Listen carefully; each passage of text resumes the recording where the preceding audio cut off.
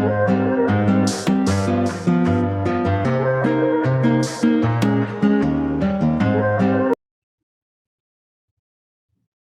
नमस्कार दोस्तों, कैसे हो आप सब। जय श्री राम। आज जो हम चैप्टर स्टार्ट करने वाले हैं उस चैप्टर का नाम है दिल्ली सुल्तानेट, अगर हिंदी में बोले तो दिल्ली सल्तनत। स्टार्ट करने से पहले एक तो चैनल को सब्सक्राइब करो, डिस्क्रिप्शन के अंदर टेलीग्राम चैनल का लिंक है, वहां पर उसे ज्वाइन करो। वहां पर उसके अंदर आपको सारे के सारे चैप्टर्स के नोट्स आपको मिल जाएंगे जितने भी आज तक यानी कि अब तक सिलेबस हुआ है। ठीक है, तो स्टार्ट करते हैं बिना किसी बकवास बकवास के। इस चैप्टर से पहले हमने पढ़ा था इंडिया के अंदर कैसे कैसे अरब इन्वेजन जो थी वो स्टार्ट हुई थी, कैसे मोहम्मद बिन कासिम आया, उसके बाद जुनैद आया। खैर बीच में बहुत सारे मुस्लिम इन्वेडर्स ऐसे हैं जो कि भारत के अंदर आए थे, लेकिन वो पढ़ना इतना ज्यादा इंपॉर्टेंट है नहीं क्योंकि आज तक उनके ऊपर कभी क्वेश्चन पूछा नहीं गया है। तो हम डायरेक्टली गजनी से स्टार्ट करते हैं। आप गजनी, आप सब ने पढ़ा था पिछली वीडियो में। 17 बार उसने इंडिया के ऊपर इन्वेजन की थी, यानी कि इंडिया को लूटने की कोशिश की थी। लेकिन बाद में जाते जाते कैसे जाटों ने उसको पीट के भगा दिया था। उसके बाद मोहम्मद गोरी आया था, मोहम्मद गोरी के साथ भी सेम वैसा ही हुआ था। फिर मोहम्मद गोरी क्या करता है, अपना एक कोई भी स्लेव जिसका नाम था ऐबक, क्या नाम था, ऐबक, उसको इंडिया के अंदर छोड़ देता है कि चल अब इंडिया इंडिया की एडमिनिस्ट्रेशन हमारे किंगडम की तरफ से तू संभाल। तो तब से हमारा दिल्ली सुल्तानेट का पीरियड स्टार्ट हो जाता है। अब दिल्ली सुल्तानेट सुल्तानेट जो है यानी दिल्ली सल्तनत, उसके अंदर बहुत सी डायनेस्टीज हैं, यानी बहुत से किंगडम्स हैं। जैसे सबसे पहले आई थी मेमलुक डायनेस्टी। इस मेमलुक डायनेस्टी को हम स्लेव डायनेस्टी यानी नौकरों की डायनेस्टी भी कहते हैं। उसके बाद एक खिलजी डायनेस्टी, उसके बाद तुगलक, सैयद, और फिर लास्ट आई थी लोधी। अब इस टाइम पर बाबर ने इन्वेड कर दिया था इंडिया को। लास्ट लड़ाई बाबर वर्सेस इब्राहिम लोधी की हुई थी, जहां से हमारा मुगल एम्पायर इंडिया के अंदर स्टार्ट हो जाता है। खैर ये बाद में पढ़ेंगे इसके लास्ट में। सबसे पहले हम पढ़ते हैं मेमलुक डायनेस्टी, यानी कि जिसे हम बोलते हैं स्लेव डायनेस्टी या फिर गुलाम। ठीक है, इनको स्लेव किंग्स भी कहा जाता था। अब स्लेव किंग्स क्यों कहा जाता था, अब वो देखो, मोहम्मद गोरी ये लौट जाता है या मर जाता है, कुछ भी मान लो। इसके बाद ये अपना एक नौकर जिसका नाम था ऐबक, आगे जाके वो बनता है कुतुबुद्दीन ऐबक, तो इसको छोड़ देता है। तो कुतुबुद्दीन ऐबक क्या था, ये नौकर था। ये नौकर था, तो एक नौकर ने अगर साम्राज्य स्थापित किया तो उस साम्राज्य को हम क्या बोलेंगे, नौकरों का साम्राज्य। ठीक है, अब एक और रीजन है कि इसको नौकरों का साम्राज्य यानी कि स्लेव डायनेस्टी क्यों बोला जाता है, वो हम आगे पढ़ेंगे।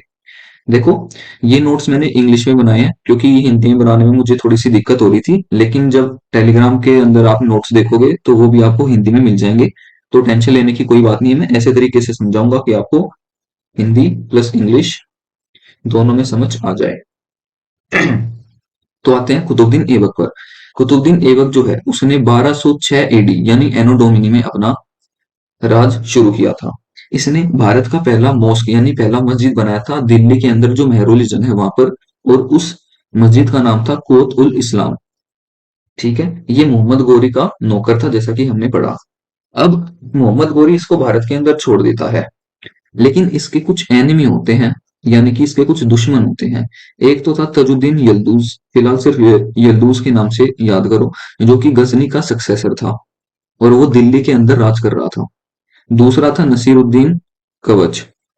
ये दोनों ऐबक के एनिमी थे यानी कि दुश्मन थे। क्यों थे, मतलब एक्चुअल में दुश्मन नहीं थे, लेकिन ऐबक इन दोनों को अपने रास्ते से साफ करना चाहता था क्योंकि ये इंडिपेंडेंटली यानी एक मतलब इंडिपेंडेंट तरीके से राज कर सके। ऐबक आगे जाके क्या करता है, इसने यल्दूस को हरा दिया। ठीक है, और यल्दूस कहाँ राज कर रहा था, गजनी के अंदर, तो गजनी इसने कैप्चर कर लिया। फिर आगे क्या होता है, आगे इसने अपनी कैपिटल लाहौर के अंदर यानी जो राजधानी थी दिल्ली सुल्तानत सल्तनत की वो लाहौर के अंदर बना दी। इसको लाख बख्श के नाम से भी जाना जाता है। इसने कुतुब मीनार की फाउंडेशन रखी गई थी, मतलब कुतुब मीनार की नींव रखी थी। ठीक है, कुतुब मीनार 240 फीट ऊंची, और 1192 एडी में इसने उसकी बनावट यानी कि नींव शुरू करवाई थी। अब यहां ध्यान देना है, इसने कुतुब मीनार बनाना शुरू करवाया था, कंप्लीट नहीं करवाया था। कंप्लीट करवाया था जो इसके बाद राजा आता है उसने। तो ये एसएससी सीजीएल में भी और सीएचएसएल में भी और डी ट्रिपल एस बी में भी ये क्वेश्चन बहुत बार पूछा जा चुका है कि जो कुतुब मीनार है उसकी जो बनने की शुरुआत हुई थी वो किसके पीरियड पर हुई थी, तो वो हुई थी कुतुबुद्दीन ऐबक के पीरियड पर। ठीक है, ये जो कुतुब मीनार है ये बख्तियार काकी इसके इसके मतलब वो नाम के ऊपर बनाई गई है। इसका पूरा नाम कुछ और है, बट बख्तियार काकी बस इतना याद रख लो, काफी है। इसने अढ़ाई दिन का झोपड़ा भी बनवाया था। और ये जो अढ़ाई दिन का झोपड़ा है ये अजमेर के अंदर स्थित है, और ये इसने बनवाया था 1199 एडी के अंदर। यानी कुतुब मीनार की कंस्ट्रक्शन स्टार्ट करवाने के 7 साल बाद इसकी फाउंडेशन यानी कि अढ़ाई दिन का जो झोपड़ा है वो अजमेर के अंदर इसने बनवा दिया था। अब एक बात तो है, ये जितने भी, या चाहे आप मुगलों को ले लो या फिर जो दिल्ली के सुल्तान रहे हैं उनको ले लो, सुल्तान तो बस ये नाम नाम के सारे के सारे नौकरी थे और कुछ नहीं थे। तो ये अजीबोगरीब तरीके से मरते हैं। कोई घोड़े से गिरकर मर जाता है, कोई सीढ़ियों से गिरकर मर जाता है, कोई किसी को जहर दे देता है, कोई किसी को मार देता है। तो इनका आपसी मतलब एक तरह से कह सकते हैं फैमिली पॉलिटिक्स चलती है। आज तक एक भी ऐसा नहीं हुआ है जो युद्ध के अंदर मारा गया हो। ठीक है, लेकिन सिर्फ एक सुल्तान ऐसा है जिसके बारे में हम पढ़ेंगे जो कि फर्स्ट टाइम बैटल के अंदर मारा गया था, वो हम आगे देखेंगे। तो कंटिन्यू करते हैं। अब ये पोलो खेल रहा था। पोलो क्या है? पोलो एक तरह से मान लो जैसे घोड़े के ऊपर बैठकर हॉकी खेलना। 1210 एडी में पोलो खेल रहा था, ज्यादा शौक चढ़ रहा था इसको। अरब भाषा में कहते हैं चोगन, पोलो गेम को। तो ये लिख लेना, ये क्वेश्चन आ सकता है। तो खेलते खेलते घोड़े से गिर गया, सिर में चोट लग गई और मर गया। फिर इसका जो टॉम था वो लाहौर में बनवाया गया, यानी कि इसकी जो कब्र थी वो कहां पर, लाहौर में स्थित है। अब आगे देखो, अब आगे जो आता है वो आता है आराम शाह। आराम शाह ये जो था इसको हम पक्का नहीं कह सकते कि इसके बाद आया है, क्योंकि इसका कोई क्लू नहीं मिला है इसकी आइडेंटिफिकेशन का। लेकिन फरिश्ता और अल बदौनी के हिसाब से ये कुतुबुद्दीन ऐबक का बेटा था। ठीक है, और जो टर्किश नोबल्स थे, जो राजा के मतलब मंत्री वगैरह मंत्रिमंडल था, वो इसको अपोज करते थे, मतलब इसके अगेंस्ट थे, इसके खिलाफ थे। फिर इल्तुतमिश आता है और इसको डीथ्रोन यानी कि सिंहासन से हटा देता है। अब इल्तुतमिश जो था इसका ना बहुत ज्यादा एक सिग्निफिकेंट या फिर महत्वपूर्ण रोल रहा है दिल्ली सुल्तानेट के अंदर। अब देखते हैं कैसे। अब इसको बोला जाता है slave of slaves. Slave of slaves क्यों? देखो, गजनी था, गोरी आया। अब गोरी का नौकर कौन था? ऐबक। अब इसके बाद एक और नौकर कौन आ गया? इल्तुतमिश। ठीक है, तो इसलिए इसको बोला गया है स्लेव ऑफ स्लेव्स, यानी नौकरों का नौकर। इस ये पहला ऐसा राजा था दिल्ली सल्तनत के अंदर जिसने सुल्तान का टाइटल लिया था, सुल्तान की उपाधि ली थी। ये सुल्तान की उपाधि इसको दी गई थी जो बगदाद का जो खलीफा था, इंग्लिश में उसे कैलिफ बोलते हैं, हिंदी में खलीफा। बगदाद का जो खलीफा था उसने इसको ये उपाधि दी थी 1229 एडी में। ठीक, उसके बाद इसको फादर ऑफ टॉम बिल्डिंग भी कहा जाता है क्योंकि इसने बहुत सारे टॉम बनवाए थे। इसने सुल्तानगढ़ी टॉम भी बनवाया था। और इसका जो असली नाम था वो था शमशुद्दीन, तो इसको हम पूरा बोलेंगे शमशुद्दीन इल्तुतमिश। इसने यल्दूज, जो कि हमने ऐबक के रूल के टाइम जो गजनी का सक्सेसर था उसके बारे में पढ़ा, उसको हरा दिया था, यल्दूज को, तजुद्दीन यल्दूज, 1215 एडी के अंदर। और ये हुआ था थर्ड बैटल ऑफ तारिन। अब पहले दो बैटल ऑफ तारिन किस किस के बीच में हुए ये तुम लोग कमेंट के अंदर बताओगे मुझे। अब आगे चलते हैं। टाइम बीतते बीतते आ जाता है 1217 एडी। जो एक और दुश्मन था कवच, हमने पढ़ा था, ये दो थे, यल्दूज और कवच, इन दोनों को इसने हरा दिया। ठीक है, ये कवच जो था ये पंजाब में राज कर रहा था, इसको वहां से भगा दिया। फिर 1220 एडी के अंदर क्या होता है, साथ ही साथ हमारा एक बहुत ही इंपॉर्टेंट एम्पायर चल रहा होता है, मतलब इंडिया से ऊपर की तरफ, चाइना में। उस एम्पायर का नाम था मंगोल एम्पायर। हाँ, बिल्कुल सही सुना, जिसने सबसे ज्यादा जो थी आज तक की दुनिया कब्जा ली थी, मतलब परसेंटेज ऑफ वर्ल्ड कब्जा लिया था। तो वो जो एम्पायर था, जो मंगोल एम्पायर था, वो धीरे धीरे इंक्रीज हो रहा था, मतलब ऊंचाई, आसमान की ऊंचाइयां छू रहा था। उसका एक सबसे महत्वपूर्ण राजा है चंगेज खान। अब चंगेज खान क्या होता है, अब मंगोल के साथ ही साथ एक और एम्पायर पावर में आता है, ख्वारिज्म एम्पायर। ख्वारिज्म एम्पायर ये असलियत में मुस्लिम ही थे। अब क्या होता है, चंगेज खान ख्वारिज्म एम्पायर को हरा देता है। अब जो ख्वारिज्म एम्पायर का जो शाह था, ख्वारिज्म शाह, उसका जो बेटा है जलालुद्दीन मकबरानी, वो दिल्ली आता है इल्तुतमिश के पास कि चंगेज खान मुझे मार देगा, आप प्लीज मेरी मदद कीजिए और मुझे शेल्टर दीजिए, मतलब आपके साथ रहने दीजिए। फिर इल्तुतमिश इस चीज को मना कर देता है कि नहीं, मैं तुझे यहाँ नहीं रहने दूंगा, अगर तू यहाँ रहेगा तो चंगेज खान हमें भी हरा देगा और हमारा भी साम्राज्य हमसे छीन लेगा।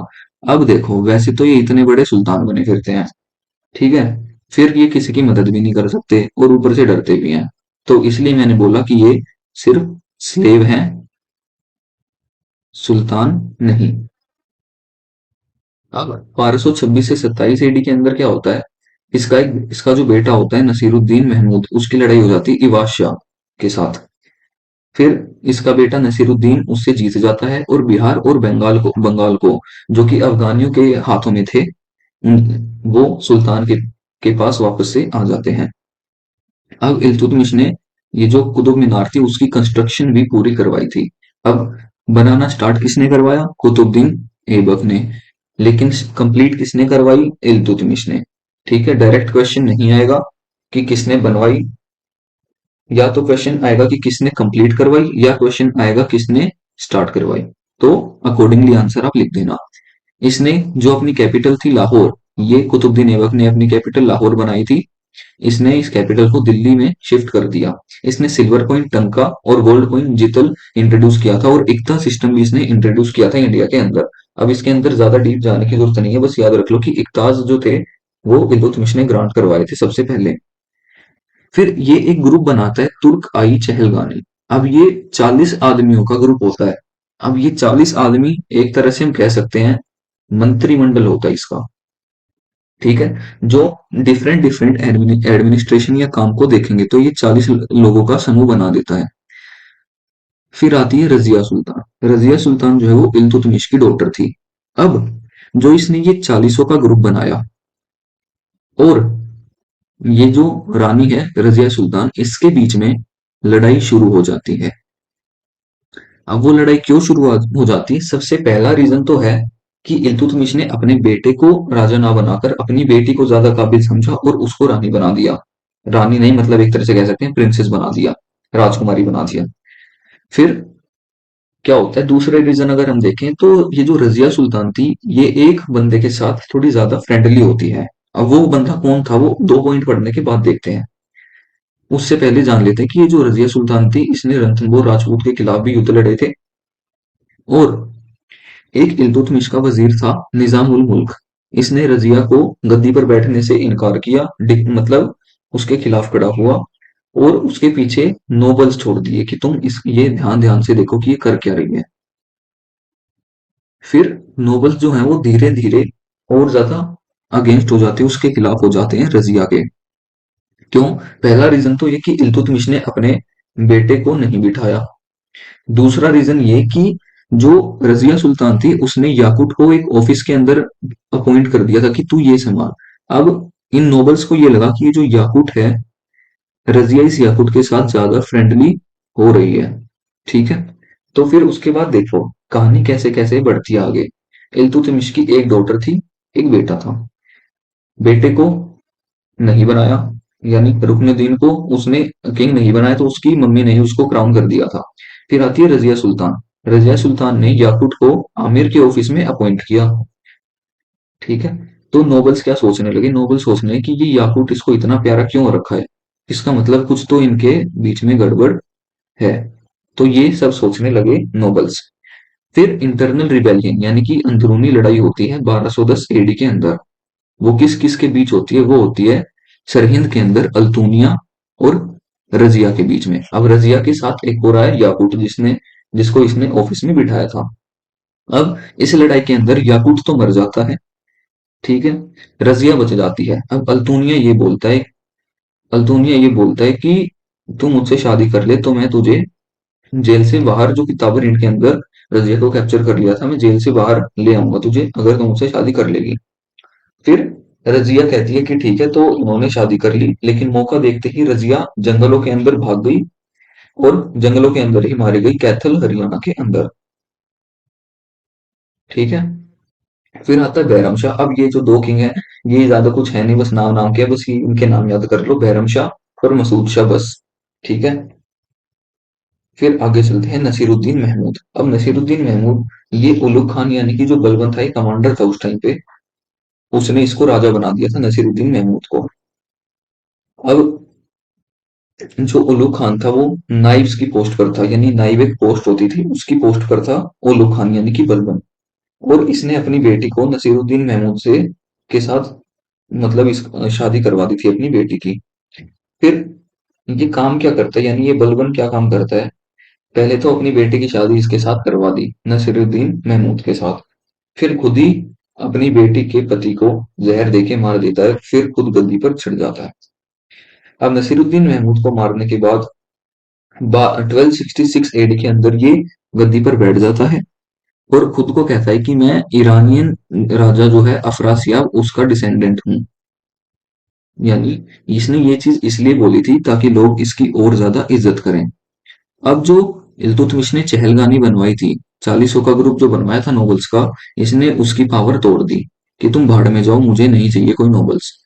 ये पहला ऐसा सुल्तान था जिसने की स्पाइस अपॉइंट किए थे, यानी स्पाइस मतलब जासूस रखे थे अपने राज्य के अंदर। और इसकी एक पॉलिसी है ब्लड एंड आयरन पॉलिसी, ये याद रखना है, कई बार क्वेश्चन आ चुका है DSSB के अंदर। इसने ताबरहिंड, सुनम और सवाना का जो टॉम था इन तीनों टॉम को रिपेयर करवाया। इसने नवरोज फेस्टिवल इंट्रोड्यूस किया। सिजदा और पाइबोस ये दो गेस्चर्स थे जो किंग्स के प्रति प्रजा को, सैनिकों को, मतलब पूरे स्टाफ को दिखाने पड़ते थे, तो वो इंट्रोड्यूस किए। और हलाकू खान जो कि मंगोल एम्पायर का कमांडर था, उसके साथ भी इसके डिप्लोमेटिक रिलेशंस थे। डिप्लोमेटिक रिलेशन एक तरह से कह सकते हैं तो पॉलिटिकल यानी राजनीतिक संबंध थे। इसने मेवात, अवध और कतिकर के अंदर रिबेलियन सप्रेस करवाया था जो इसके खिलाफ आवाज उठाते थे, और औरतों को इसने बंदी बना लिया था। अब आगे अगर हम पढ़ते हैं तो 1279 एडी के अंदर एक तुगरिल बेग नाम का गवर्नर था बंगाल का, तो इसने इसके खिलाफ रिवोल्ट किया था, लेकिन उसको भी इसने हरा दिया। फिर ये 1287 एडी के अंदर मर जाता है। फिर बलबन के दो बेटे होते हैं, एक तो महमूद, एक बुगरा खान। अब महमूद मंगोल के साथ पंगा ले लेता है, मतलब ये औकात के बाहर चला जाता है और इसको ये मर जाता है।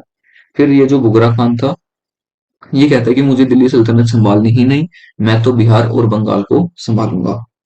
फिर यहाँ से खलजियों का राज सिंहासन शुरू हो जाता है।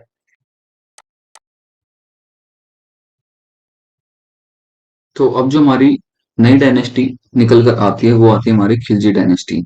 अब ये टर्किश और अफगानी ओरिजिन के थे। सबसे पहला जो हमारा राजा आता है वो होता है जलालुद्दीन खिलजी। इसका असली नाम था फिरोज। 1290 एडी के अंदर इसने रणथंबोर राजपूत के अगेंस्ट में मतलब आक्रमण किया था।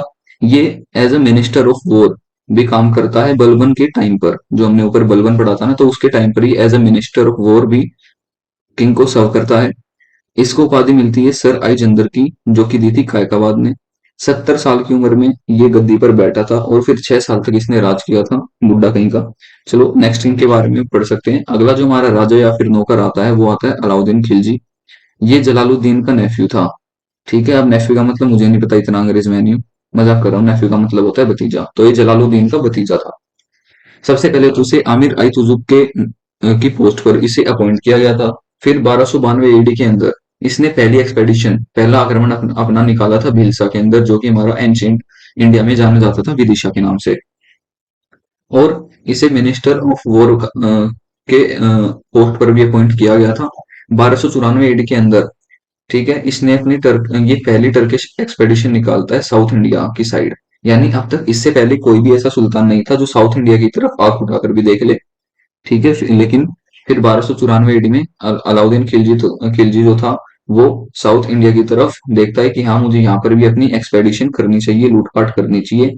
वहां जाकर फिर ये देवगिरी जिसे कहते हैं, या फिर प्रेजेंट डे देवगिर भी कहते हैं इसे, तो उसकी वहां पर लूटपाट करता है क्योंकि लड़ने की इसकी औकात थी नहीं।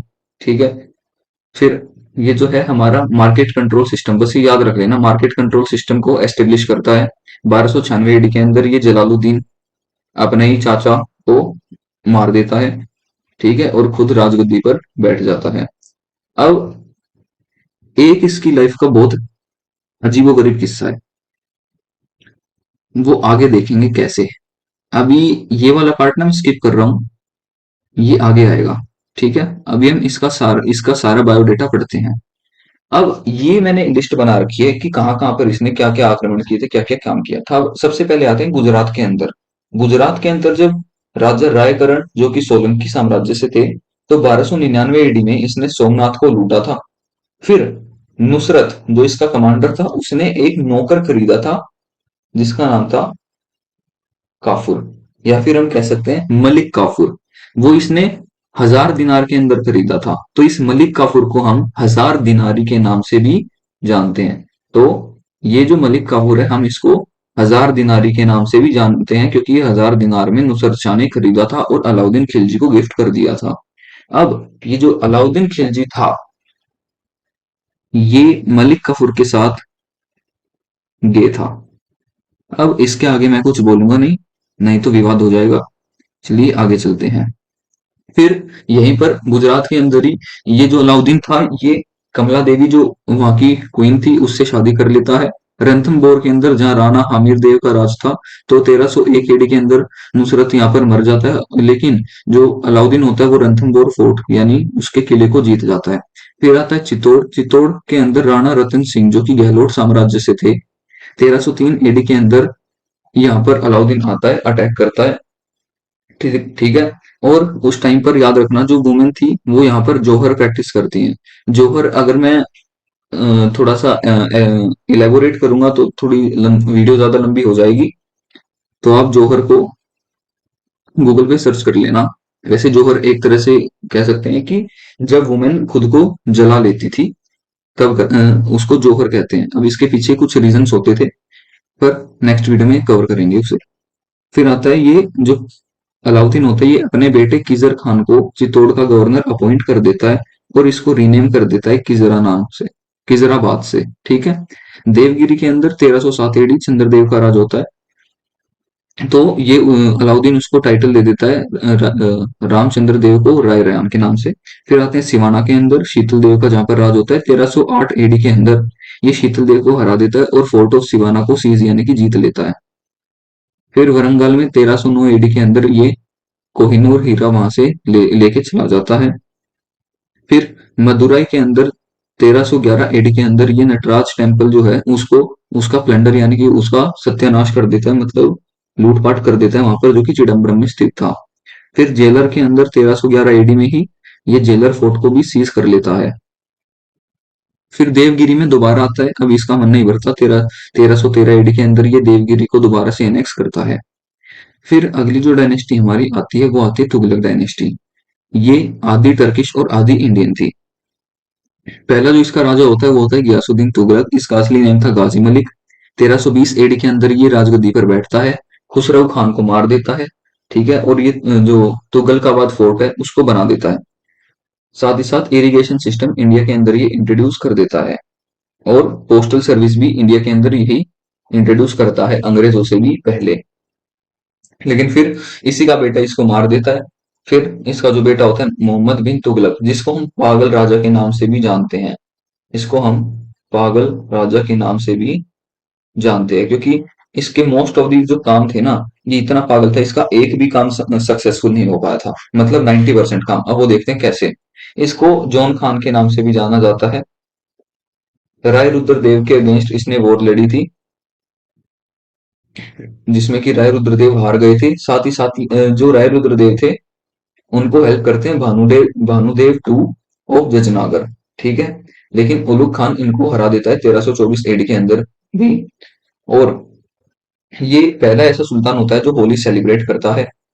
और मोइनुद्दीन चिश्ती के का जो दरगाह था उसके अंदर भी ये पहला सुल्तान बनता है जो कि वहां पर जाता है। आदिलाबाद की बाद नामक इसने सिटी या जो भी गांव है वो बनवाया था। फिर दिल्ली से देवगिरी ये कैपिटल को शिफ्ट कर देता है, जो कि प्रेजेंट दौलताबाद है। ये कुमाऊं हिल्स के अंदर अपनी एक्सपेडिशन चलाता है जो कि फेल हो जाती है। साथ ही साथ दिल्ली से देवगिरी यानी दौलताबाद तक ये एक रोड भी बनाता है।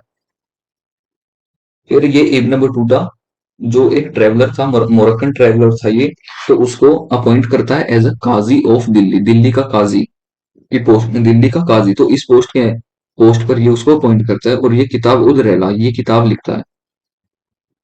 ठीक है। फिर कराची और कांधार के अंदर ये इन्वेजन करता है। अब बताता हूँ इसे पागल राजा क्यों कहते हैं। कराची और कांधार के अंदर ये इन्वेड करता है, यानी कि आक्रमण करता है 10,000 सैनिकों के साथ। और ऐसा कहा जाता है कि 10,000 गए थे लेकिन उसमें से सिर्फ 10 वापस आए। साथ ही कॉपर कॉइन जिटर और सिल्वर कॉइन टंका भी इंट्रोड्यूस करता है। फिर आता है फिरोज शाह तुगलक। फिरोज शाह तुगलक क्या करता है, ये मोहम्मद बिन तुगलक का कजन होता है। कजन मतलब चाचा ताऊ मामा मामी इनका लड़का। तो फिर नगर कोट के अंदर ये 1300 संस्कृत मैन्युस्क्रिप्ट चुराता है ज्वालामुखी मंदिर से। तो एक बात और ध्यान रखनी है, ये सारे के सारे चोर भी थे। ये फतेहाबाद, हिसार और जौनपुर इन सबको फाउंड करता है। और जो ये पंडवा सिटी थी हमारी, उसको फिरोजपुर के नाम से रीनेम कर देता है। फिर इसको लवर ऑफ गार्डन्स यानी कि बगीचों का प्रेमी भी कहा गया है। और ये आधा और बीच ये दोनों कॉइन, जिसमें 50% जीतल है और 23% जीतल है, उसको इंट्रोड्यूस करता है। कारखाने भी यही डेवलप करता है। और बंगाल के अंदर ये 2 बार आक्रमण करता है जो कि अनसक्सेसफुल रहे, कामयाब नहीं रहे। और जजिया को, जो कि नॉन मुस्लिम के लिए टैक्स था, उसको एक सेपरेट टैक्स बना देता है। इसने हिंदू टेक्स्ट को संस्कृत से पर्शियन में भी ट्रांसलेट करवाया है। और लॉन्गेस्ट कैनाल जो कि 200 किलोमीटर की है सतलुज से लेकर हंसी तक, वो भी यही बनवाता है। साथ ही कुतुब मीनार का रेनोवेशन करवाता है। अब याद करो, कुतुब मीनार की कंस्ट्रक्शन स्टार्ट किसने करवाई थी, कुतुबुद्दीन ऐबक ने। कंप्लीट किसने करवाई थी, इल्तुतमिश ने। और रेनोवेट किसने करवाई, रेनोवेट यानी कि मरम्मत या फिर मॉडिफिकेशन कुतुब मीनार की, तो वो करवाई थी, अभी जो हम प्रेजेंट पढ़ रहे हैं, फिरोज शाह तुगलक ने। ठीक है। और ये 2 अशोकन पिलर दिल्ली भी दिल्ली ले आया था मगध से। फिर आता है नसीरुद्दीन महमूद। ये फिरोज फिरोज का जो था वो बेटा था। इसका राज दिल्ली में पालम जंग तक था। और इसी के टाइम पर जो था, तैमूर आया था भारत इन्वेड करने के लिए। फिर तैमूर आकर आक्रमण करता है और तुगलक डायनेस्टी को खत्म कर देता है। फिर तैमूर अटैक ऑफ दिल्ली जो कि 1398 एडी में हुआ था, वो देखो। सबसे पहले फर्स्ट एक्सपेडिशन इसने अपनी करी थी काबुल के अंदर, तैमूर ने, अगस्त 1398 एडी में। फिर ये दिल्ली पहुंच गया था दिसंबर में, यानी इससे अगर हम देखें तो 4 महीने बाद ही ये दिल्ली पहुंच गया था। फिर महमूद का एक वजीर जो दिल्ली में रहता है वो वहां से भाग जाता है डर के। फिर तैमूर आराम से 15 दिन तक दिल्ली की लूटपाट करता है। फिर आती है सैयद डायनेस्टी। सैयद डायनेस्टी का पहला राजा होता है खिजर खान। ठीक है। तैमूर के द्वारा ये अपॉइंट किया जाता है मुल्तान, एज अ मुल्तान का रूलर। मतलब तैमूर इसको बोलता है खिजर खान को कि चल बेटा, तू अब मुल्तान के ऊपर राज कर। फिर ये सुल्तान दौलत खान को भी हरा देता है और रायत अली का टाइटल ले लेता है। फिर आता है मुबारक शाह। 1412 एडी के अंदर इसने 1412 एडी के अंदर इसने गद्दी पर कदम रखा था, मैं गद्दी के ऊपर ये बैठा था। और मुबारकाबाद भी इनके नाम की सिटी अपने ही नाम पर इसने बनवाई थी। फिर आता है मोहम्मद शाह और आलम शाह। ये ऐसे टाइम पास कर रहे थे, इन्होंने कुछ किया नहीं। फिर आती है लोधी डायनेस्टी। ये पहली डायनेस्टी थी जो कि ओनली अफगान्स थे। पहला आता है बहलोल लोधी।